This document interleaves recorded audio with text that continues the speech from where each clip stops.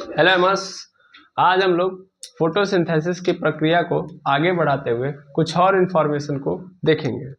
जैसे इससे पिछले वाले वीडियो के अंदर या पिछले वाले लेक्चर के अंदर हम लोगों ने बात कर लिया था कि आखिर प्लांट के अंदर ऐसी कौन सी अनोखी चीज है जिसके कारण प्लांट खाना बना पाता है ना। ये हम लोगों ने समझ लिया था। तो हम लोगों ने वहां पे बात की थी कि भाई प्लांट के अंदर मेनली क्या है, क्लोरोप्लास्ट पाया जाता है। तो क्लोरोप्लास्ट कहाँ पाया जाता है? अगर आपसे कोई बोले क्लोरोप्लास्ट कहाँ पाया जाता है, तो प्लांट के सेल के अंदर। और क्लोरोप्लास्ट पाए जाने का मतलब है कि वहां पे वो भाग, जिस भाग के अंदर क्लोरोप्लास्ट पाया जाएगा वो भाग क्या होगा, आपका हरा भरा होगा।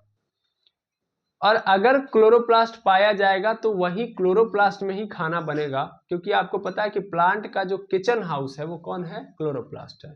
तो एक्चुअल में जो खाना बनता है कहाँ बनता है? क्लोरोप्लास्ट में ही बनता है। तो जिस जिस भाग में प्लांट के क्लोरोप्लास्ट पाया जाएगा वहां वहां खाना बनेगा, है ना। तो अगर आपसे पूछा जाए कि खाना कहाँ बनता है, यानी खाना कहाँ बनता है, और खाना, जब भी मैंने क्वेश्चन बोला कि खाना कहाँ बनता है, तो खाना बनाने का प्रोसेस क्या है ये बताओ। खाना बनाने का मतलब क्या है? प्रकाश संश्लेषण करना। प्रकाश संश्लेषण यानी फोटोसिंथेसिस। फोटोसिंथेसिस। तो ये फोटोसिंथेसिस कहाँ कहाँ होता है, कहने का अर्थ ये है, फिर से मैंने बोला कि प्लांट के अंदर किस किस भाग में खाना बनता है। तो किस किस भाग में खाना बनने का मतलब, जहां जहां खाना बनेगा, खाना बनने की प्रक्रिया क्या कहलाती है? प्रकाश संश्लेषण कहलाती है। ठीक है। तो प्रकाश संश्लेषण मतलब समझ में आ रहा है ना। प्रकाश संश्लेषण मतलब पौधों द्वारा ऑक्सीजन, सॉरी, कार्बन डाइऑक्साइड और, ऐसे लिखो, ऐसे, पौधे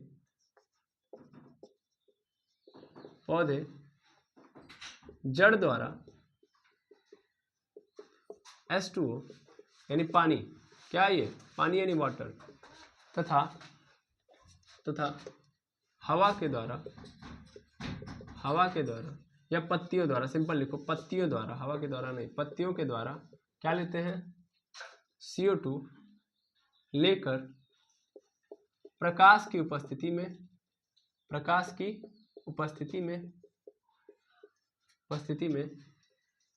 में जिस प्रक्रिया द्वारा अपना भोजन तैयार करते हैं उसे प्रकाश संश्लेषण कहते हैं। प्रकाश संश्लेषण कहते हैं।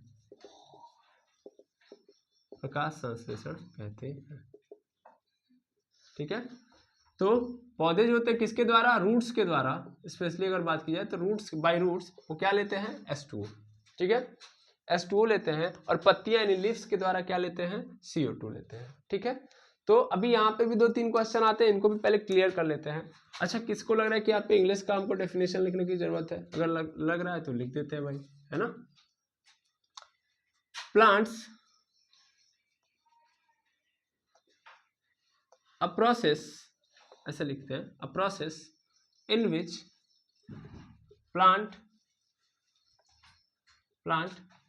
take CO2 from leaves and also take water from roots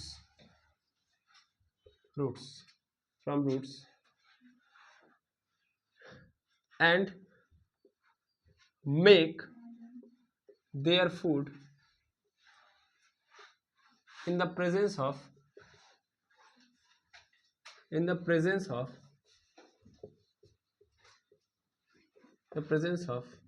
sunlight is called photosynthesis।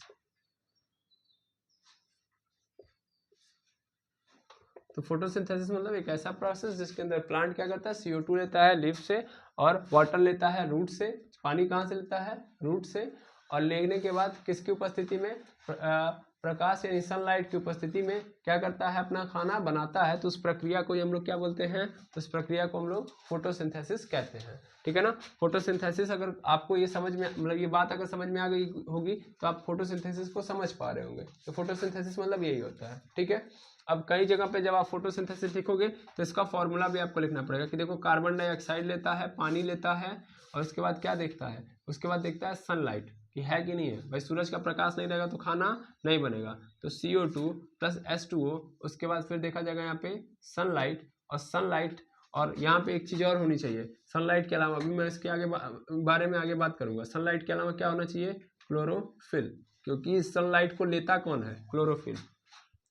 भाई मैंने क्या बोला, पौधों के पास क्या स्पेशल फीचर है कि वो क्या ले पाते हैं, सनलाइट को एब्जॉर्ब कर पाते हैं। किसकी हेल्प से, क्लोरोफिल के हेल्प से। तो क्लोरोफिल नहीं रहेगा तो सनलाइट का कोई मतलब नहीं है, तो क्लोरोफिल होना चाहिए। तो CO2 प्लस H2O और सनलाइट हो और क्लोरोफिल हो, तब खाना बन जाएगा। और खाना क्या बनेगा मेरा, C6H12O6 प्लस यहाँ से क्या निकल जाएगा, ऑक्सीजन रिलीज होगा प्लस H2O। ठीक है। तो यहाँ पे ऑक्सीजन क्या होगा, रिलीज होगा। ये गैस है, गैस को ऊपर की ओर डिनोट करने के लिए हम लोग ऐसे लिख देते हैं।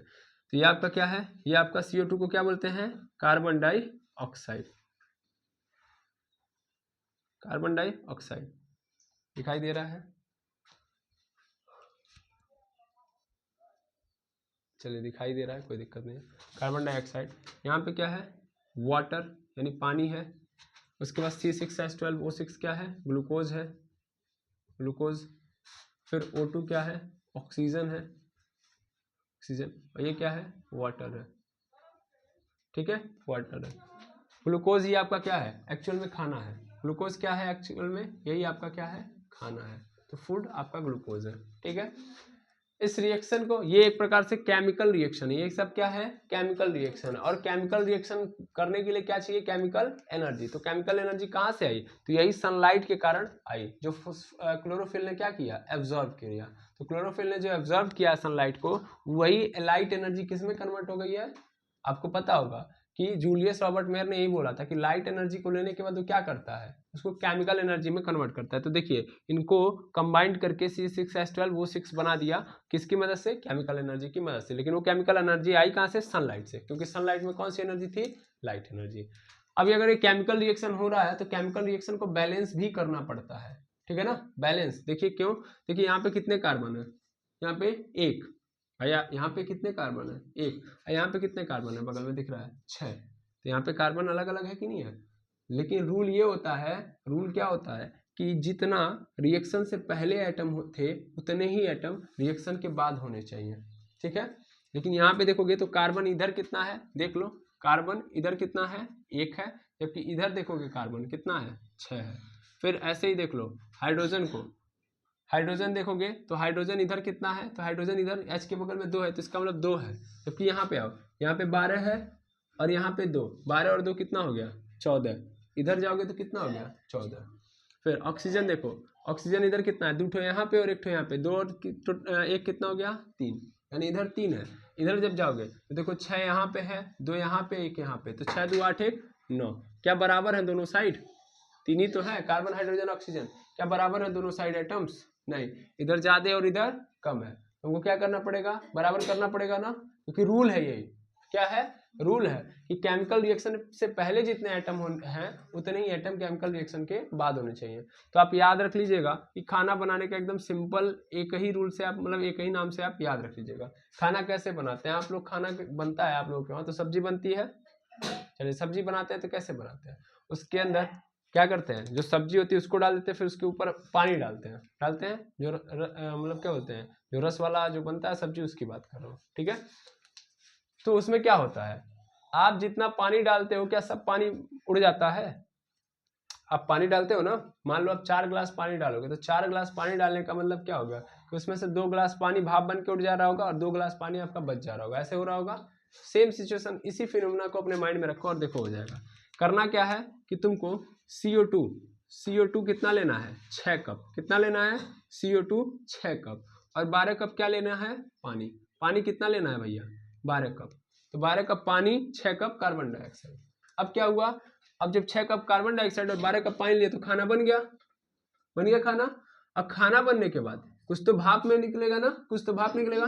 तो कितना निकला, 6 कप भाप निकल गया और 6 कप पानी क्या हो जाएगा, बच जाएगा। आई बात समझिए, 6 कप पानी बच गया, बस याद हो जाएगा। 6 कप कार्बन डाइऑक्साइड, 12 कप पानी, जिसमें 6 कप पानी क्या हो जाएगा, बच जाएगा, 6 कप ऑक्सीजन के रूप में निकल लिया और उसके बाद क्या बन गया आपका खाना। तो ऐसे याद रखिएगा केमिकल रिएक्शन को बैलेंस कैसे किया जाएगा, ठीक है। कोई दिक्कत, तो इसको भी पहले याद कर लीजिए, मतलब लिख लीजिए, सॉरी। चलिए देखिएगा, तो यहाँ पे हम लोगों ने ये देख लिया रिएक्शन। अच्छा, मैंने ये जो नंबर डाला इससे क्या बेनिफिट हुआ, इससे देखो ध्यान से ना सभी चीजें बैलेंस हो गई।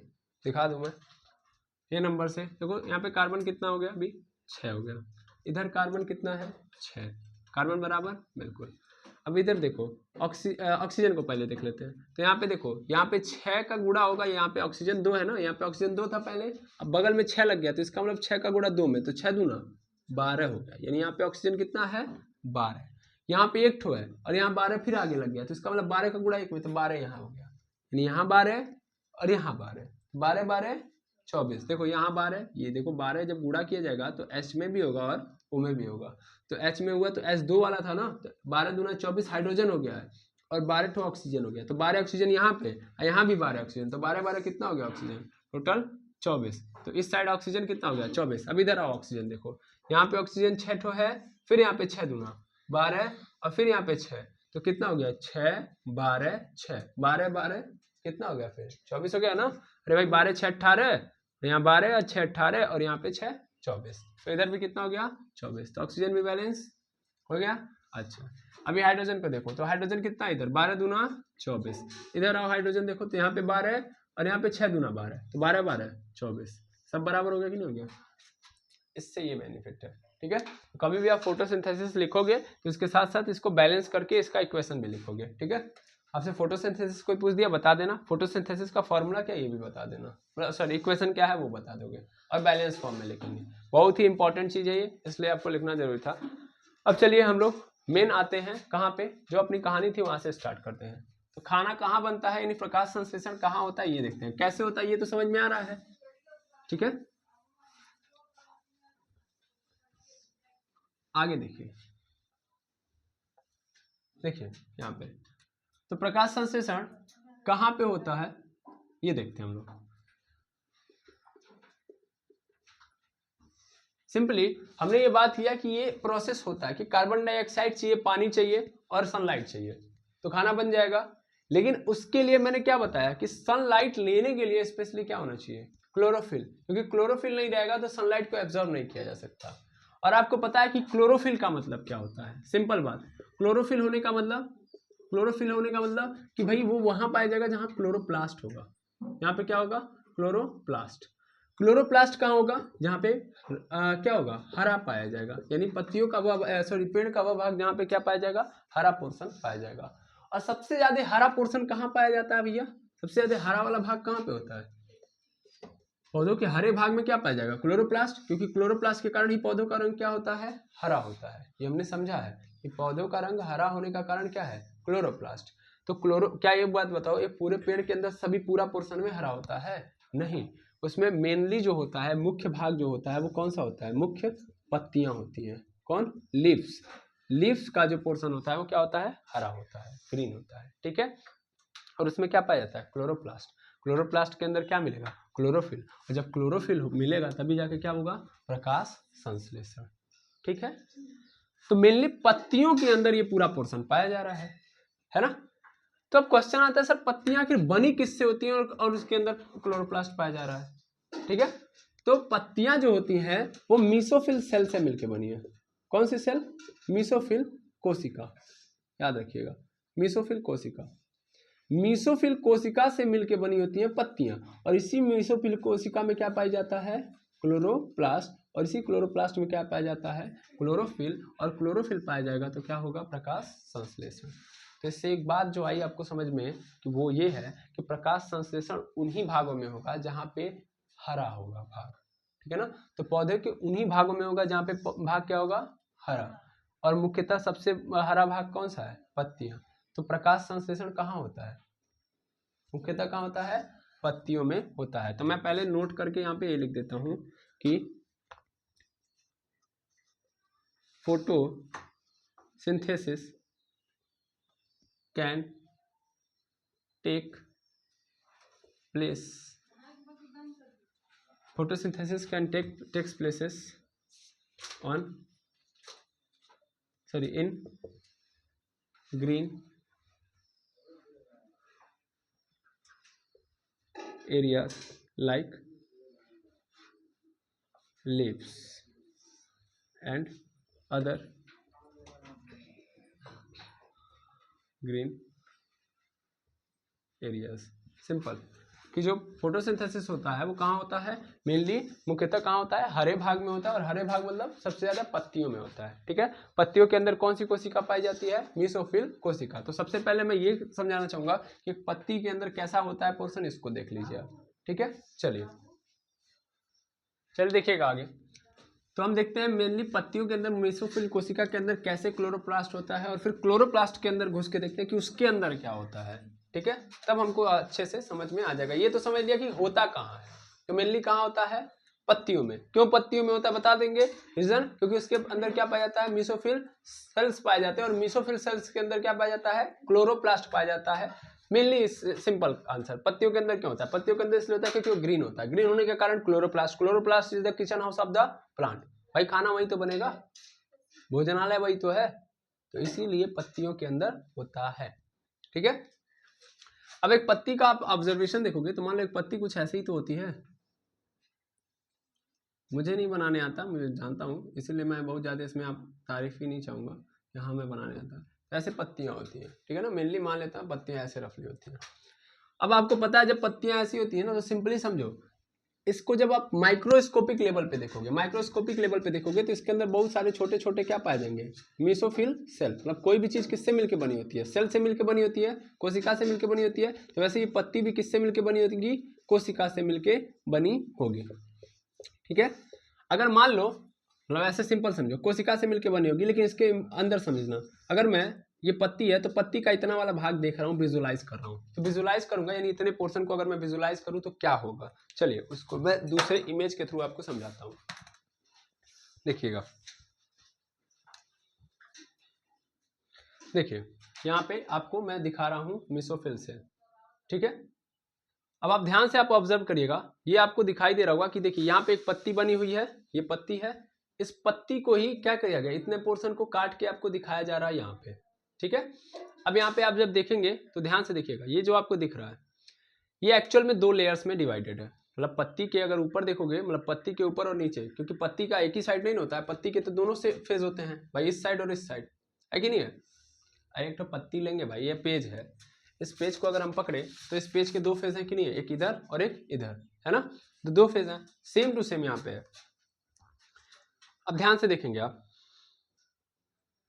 देखिएगा यहाँ पे, अब देखिएगा जब सबसे पत्ती के ऊपर पोर्शन पे देखेंगे तो सबसे ऊपरी पोर्शन पे आपको नजर आएगा ऐसे एक ट्रांसपेरेंट लेयर पतली सी, जिसको नाम दिया गया है क्यूटिकल। क्यूटिकल क्या होता है, it is a transparent layer, एकदम ट्रांसपेरेंट पतली सी झिल्ली होती है प्लास्टिक के मापे की, आर पार दिखाई देता है क्यूटिकल। क्यूटिकल के नीचे जाओगे तो फिर ये वाला पोर्शन दिखाई दे रहा है, ये वाला पोर्शन जो है इसको बोलते हैं, मतलब यहाँ से देखो ये वाला क्यूटिकल के जस्ट नीचे ये पूरा का पूरा पोर्शन, मैं एक काम करता हूँ दूसरे से लिखता हूँ, ये वाला पोर्शन, ये वाला पोर्शन जो आपका है ये अपर एपिडर्मिस कहलाता है। क्या कहलाता है, अपर एपिडर्मिस। ठीक है, जो जो पोर्शन इधर होगा, मतलब इधर क्यूटिकल है तो मतलब ये इस साइड वाले मेरे हाथ के इस फेज में अगर देखोगे तो इधर अगर क्यूटिकल पाया जा रहा है, फिर एपिडर्मिस पाया जा रहा है, तो इस साइड भी क्या पाया जाएगा, क्यूटिकल पाया जाएगा और एपिडर्मिस पाया जाएगा। ठीक है, सेम टू सेम अगर यहाँ पे मैं बात करूं तो ये क्यूटिकल हो गया आपका, फिर उसके बाद एपिडर्मिस। वैसे ही यहाँ भी नीचे भी जाओगे, जब यहाँ नीचे देखो तो यहाँ नीचे भी क्यूटिकल पाया जाएगा और यहाँ भी एपिडर्मिस। तो यहाँ वाले एपिडर्मिस को हम लोग क्या बोलेंगे, लोअर एपिडर्मिस बोलेंगे, जबकि ऊपर वाले को अपर एपिडर्मिस। क्योंकि अगर पत्तियों का एक फेज होता है ना, फेस होता है और फिर उसके बैक होता है, तो फेस वाले को हम लोग क्या बोलेंगे, फेस वाले एपिडर्मिस को अपर और बैक वाले को लोअर। अच्छा, अब यहाँ से स्टार्ट होता है मेसोफिल सेल। अब यहाँ से क्या स्टार्ट होता है, मेसोफिल सेल, यहाँ पे देख पाओगे आप। ये देखिए यहाँ से ये जो ही अपर एपिडर्मिस खत्म होता है उसके बाद से स्टार्ट हो जाता है पूरा का पूरा मेसोफिल सेल। ये पूरा का पूरा मेसोफिल सेल है। अब ये मेसोफिल सेल को अच्छे से ऑब्जर्व करना। मेसोफिल सेल जो होता है वो दो पोर्शन में डिवाइडेड होता है, एक होता है पैलिसेड और एक होता है स्पॉन्जी। मेसोफिल सेल दो पोर्शन में होता है, एक होता है पैलिसेड और एक होता है स्पॉन्जी। ये जो आपको दिख रहा है ना, ये आपको ऐसे ऐसे छोटा छोटा, ये सब के सब क्या है, मेसोफिल सेल है। उस पत्ती के अंदर ये सब क्या है, मेसोफिल सेल। ये देखिए ये सब जो मैं दिखा रहा हूँ आपको, ये बना हुआ है, ये सब के सब क्या है, मेसोफिल सेल। दिख रहा है, सब के सब मेसोफिल सेल है। नीचे भी स्पॉन्जी वाले पोर्शन में भी क्या है, मेसोफिल सेल है, लेकिन दोनों का अर्थ अलग अलग है, मतलब दोनों का पोर्शन अलग अलग है। इसका कारण मैं बता रहा हूँ। देखो यार, पैलिसेड वाले देखो फिर से मैं बोलूँ, मेसोफिल जो सेल है वो एक्चुअल में जो मेसोफिल्स वाला पोर्शन है वो दो भाग में डिवाइडेड है। कितने भागों में, दो भाग में, एक तो पैलिसेड वाले में और एक तो स्पॉन्जी वाले में। पैलिसेड में जो है मेसोफिल जो सेल हैं वो अरेंज फॉर्म में है। वो अरेंज फॉर्म होने का मतलब क्या है कि एकदम ध्यान से देखिए, एकदम लाइन बाय लाइन अरेंज है, लाइन बाय लाइन अरेंज है कि नहीं है। तो पैलिसेड वाले एरिया में मेसोफिल सेल कैसे होते हैं, अरेंज फॉर्म में होते हैं। देखिए एक के बाद एक, एक के बाद एक, एक के बाद एक, एक के बाद एक, लाइन से एकदम है। लेकिन स्पॉन्जी वाले फॉर्म में क्या होता है कि इनके बीच में गैप आ जाता है और इनका जो अरेंजमेंट होता है वो कैसा नहीं होता, सिस्टमैटिक नहीं होता है। देखिए ऊबड़ मतलब जहां मन करे इधर उधर उधर इधर उधर कहीं से भी क्या होते हैं, ये क्या होते हैं, अरेंज होते हैं। एकदम एक सिस्टमैटिक अरेंजमेंट नहीं होती है। आएगा समझ में। और स्पॉन्जी वाले एरिया में तो पूरा खेल होता है, मतलब बाकी काम तो यहाँ पे हो रहा होता है, सब काम यहाँ भी होगा यहाँ भी होगा, लेकिन यहाँ पे थोड़ा सा एक अच्छा खासा और खेल होता है। देखिए यहाँ पे गैप है ना, देखिए ध्यान से आप देखिए, जूम मैंने कर दिया, यहाँ पे देखिए ये दो, ये भी मेसोफिल सेल है, ये भी मेसोफिल सेल है। और यहाँ पे आप जब देखोगे तो यहाँ पे क्या नजर आ रहा है, गैप नजर आ रहा है, पहली बात। दूसरी बात, एक और चीज ऑब्जर्व करना, यहाँ पे जो सेल का शेप है, यहाँ पे जो सेल का शेप है वो कैसा है, रेक्टेंगुलर है, जबकि यहाँ पे कैसा है, सर्कुलर है। यहाँ पे ध्यान देना। तो स्पॉन्जी वाले जो होते हैं कैसे होते हैं, सर्कुलर यानी गोलाकार होते हैं, और जबकि यहाँ पे ये कैसे होते हैं, चौड़ाकार होते हैं, मतलब आयताकार सिंपल बोल सकते हैं, यानी इनकी चौड़ाई होती है। और जबकि ये वक्त किस में होते हैं, मेसोफिल सेल स्पॉन्जी वाले गोलाई में होते हैं। यहाँ पे क्या है, देखिए बीच में गैप है, इसका मतलब क्या है, इसको एयर स्पेस कहते हैं, यानी हवा यहीं पे आती है। ठीक है ना, है समझ में। यानी यहाँ से खाना वाना बन जाता है, ऑक्सीजन जो रिलीज होता है वो कहाँ आके रहता है, यहाँ पे, ध्यान दीजिए, जो खाली जगह है। अब थोड़ा सा और नीचे आइएगा तो देखिएगा यहाँ पे कुछ स्पेशल सेल लगे होते हैं, यहाँ पे इसको बोलते हैं गार्ड सेल। एपिडर्मिस वाले ऊपर, मतलब एपिडर्मिस के जस्ट ऊपर वाले पोर्शन में या एपिडर्मिस वाले पोर्शन में क्या मिलता है आपको, गार्ड सेल। क्या मिलते हैं, गार्ड सेल। और ये गार्ड सेल है, और गार्ड सेल के बीच में थोड़ी सी जगह होती है जिसको क्या बोलते हैं, स्टोमाटा। क्या बोलते हैं, स्टोमाटा, बड़ा इंपॉर्टेंट है, गार्ड सेल और यहाँ पे क्या है, स्टोमाटा। स्टोमाटा क्या है, एक छोटा सा छेद है, एक छोटा सा छेद, जिसको बोलते हैं इंग्लिश में पोर। ये छिद्र है, इसी छिद्र के रास्ते जब ये हवा यहाँ पे आती है, जब खाना बन जाता है, खाना बनने के बाद ऑक्सीजन आएगा, तो ये ऑक्सीजन बाहर कैसे निकलता है, तो ये ऑक्सीजन बाहर निकलता है स्टोमाटा के रास्ते। ठीक है ना, आयो समझ में।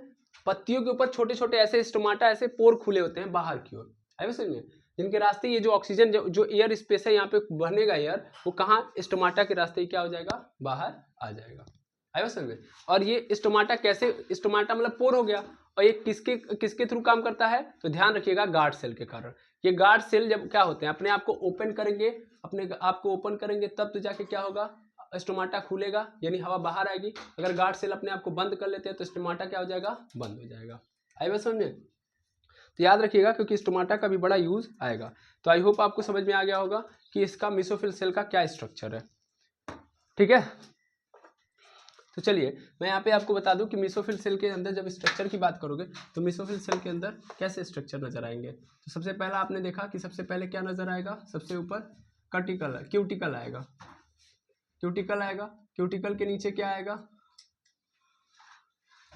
क्यूटिकल के नीचे एपिडर्मिस आएगा, एपिडर्मिस, एपिडर्मिस। एपिडर्मिस के नीचे से स्टार्ट हो जाएगा क्या, एपिडर्मिस के नीचे से स्टार्ट हो जाएगा आपका बहुत सारे सेल, इनको क्या बोलते हैं, मेसोफिल सेल, मेसोफिल सेल। अब आपको पता है कि ये जो अरेंज फॉर्म में होता है इसको क्या बोलते हैं, ये होता है आपका पैलिसेड, है ना, ये पैलिसेड वाला एरिया, इसमें कैसा होता है, रेक्टेंगुलर होते हैं। फिर उसके बाद जब आएगा दूसरा वाला एरिया तो उबड़ खाबड़, मतलब कोई अरेंजमेंट, सिस्टमेटिक अरेंजमेंट नहीं रहेगी, और बीच में क्या रहेंगे, गैप्स रहेंगे। ठीक है, तो ये कौन सा एरिया है, ये आपका स्पॉन्जी वाला एरिया है, स्पॉन्जी वाला। और ये दोनों मिलके क्या बनाते हैं, यहाँ दोनों जगहों पे क्या पाया जाता है, मेसोफिल सेल पाया जाता है। अब समझे, मेसोफिल सेल इन दोनों जगहों पे पाया जाता है। ठीक है, अब इसके नीचे फिर आओगे तो फिर से आपको क्या मिल जाएगा, आपको यहाँ पे यहाँ पे मिल जाएगा आपको एपिडर्मिस। क्या मिल जाएगा? एपिडर्मिस। और ये एपिडर्मिस कौन सा है? लोअर वाला, यानी ये लोअर एपिडर्मिस है, लोअर एपिडर्मिस। और इसी लोअर एपिडर्मिस के अंदर ही क्या होते हैं? स्टोमेटल पोर्स होते हैं, यानी यहाँ पे क्या होते हैं? गार्ड सेल पाए जाते हैं, यानी इसी पे क्या पाए जाते हैं? ऐसे गार्ड सेल, यहाँ भी। और बीच में क्या हो जाता है? पोर खुल जाता है, जिसको क्या बोलते हैं? स्टोमेटा। और ये स्टोमेटा कहाँ से आता है? Through the guard cell, through the guard cell. आया समझ में? ये गार्ड सेल जब ओपन होंगे तो स्टोमेटा ओपन होगा, गार्ड सेल जब बंद कर लेंगे तो क्या होगा? बंद हो जाएगा। और ये बीच बीच में जो है खाली स्थान, इसको क्या बोलते हैं? Air space. यहाँ पे ही हवा आके क्या होती है? इकट्ठा होती है। जब खाना बन जाता है तो खाना बनने के बाद हवा जो होती है इन्हीं गैप्स में मौजूद रहती है, और फिर क्या होता है? स्टोमेटा के रास्ते क्या हो जाती है? बाहर हो जाती है। यानी ऑक्सीजन कहाँ से बाहर जाता है? तो ऐसे, ठीक है ना, ऑक्सीजन। और कार्बन डाइऑक्साइड जाना हो तो भी कैसे जाता है? स्टोमेटा के रास्ते ही, ठीक है। तो ये पत्तियों का के अंदर मीसोफिल सेल का क्या है? ये स्ट्रक्चर है, याद रखिएगा। पैलिसेड कैसा होता है? सिंपल ही। तो पैलिसेड रीअरेंज क्या बोलते हैं? सिस्टमैटिक अरेंजमेंट नहीं होती है और गोलाकार होते हैं, जबकि सॉरी स्पॉन्जी वाला, नॉट पैलिसेड। पैलिसेड वाला तो क्या होता है? एकदम अरेंजमेंट इनकी क्या होती है? फिक्स होती है, अच्छे अरेंज होते हैं। क्लियर है? हाँ या ना? तो एरो मार मार के मैंने कर दिया है, आपको समझ लेना है। तो आई होप मीसोफिल सेल का स्ट्रक्चर आप लोगों ने समझ लिया। अब मीसोफिल सेल के अंदर हम घुसेंगे, यानी यहाँ से हम उठाएंगे एक मीसोफिल सेल को, और इस मीसोफिल सेल के अंदर कल जाएंगे हम किस में? क्लोरोप्लास्ट में। आज तो हम लोगों ने पत्तियों के अंदर देख लिया, अब पत्तियों के अंदर मीसोफिल सेल देख लिया, तो कल हम देखेंगे क्लोरोप्लास्ट के बारे में, और ये समझेंगे कि आखिर खाना वहाँ पे कैसे बनता है। ठीक है, तो आई होप समझ में आ गया होगा कि फोटोसिंथेसिस कैसे हो रहा है। इस प्रक्रिया को समझने में आप थोड़ा और आगे बढ़े होंगे। ठीक है, क्लियर? तो मिलते हैं नेक्स्ट वीडियो में। आज के लिए इतना ही। Thank you very much एमर्स।